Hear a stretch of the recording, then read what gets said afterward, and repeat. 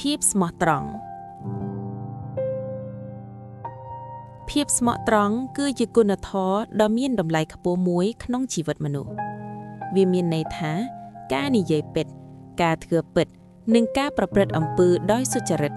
ដោយមិនបោកបញ្ឆោតឬបន្លំអ្នកដទៃមនុស្សដែលមានភាពស្មោះត្រង់តែងតែទទួលបានការគោរពការជឿជាក់និងសេចក្តីស្រឡាញ់ពីអ្នកនៅជុំវិញខ្លួនក្នុងជីវិតប្រចាំថ្ងៃ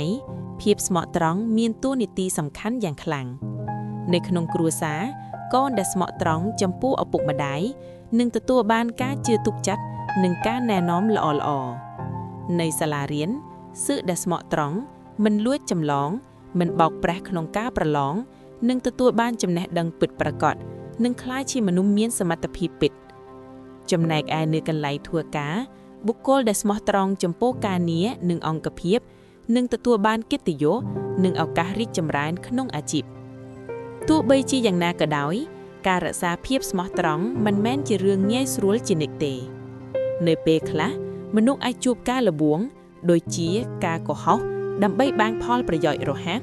ឬដើម្បីគិតផុតពីទោសប៉ុន្តែផលប្រយោជន៍ទាំងនោះគ្រាន់តែជាបណ្ដោះអាសន្នខណៈដែលផលវិបាកអាចប៉ះពាល់យូរអង្វែងដូចជាបាត់បង់ការជឿជាក់និងបំផ្លាញកិត្តិយសរបស់ខ្លួនដូច្នេះយើងគួរតែបណ្ដុះភាពស្មោះត្រង់ចាប់ពីខ្លួនឯងដោយហ៊ាននិយាយពិតហ៊ានទទួលខុសត្រូវចំពោះកំហុសនិងប្រព្រឹត្តអំពើល្អទោះបីជាគ្មានអ្នកមើលឃើញក៏ដោយភាពស្មោះត្រង់មិនត្រឹមតែធ្វើឲ្យជីវិតយើងមានសុខសាន្តផ្លូវចិត្តប៉ុណ្ណោះទេ